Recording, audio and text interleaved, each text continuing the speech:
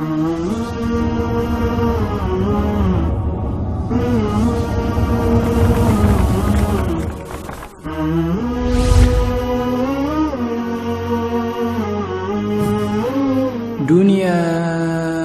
makaranta.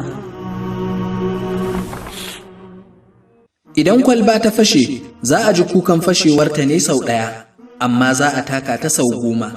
Haka mummunar magana take idan aka faɗe ta. Za a ji ta sau ɗaya, amma za ta daɗe tana zungurar zukata. Abu uku suna ɓata lokaci ne, da na sanin abin da ya wuce kuma ba zai dawo ba, da neman yardar mutane gaba ɗaya kuma ba za ta samu ba, da haɗa kanka da wanda ya fi ka kuma ba za ka cin masa ba.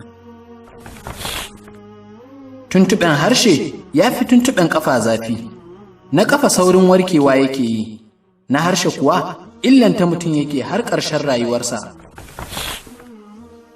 Kada ka bari girmanka ya faɗi a kan kalma guda ɗaya da za ka sosa ƙaiƙayin bakinka da ita.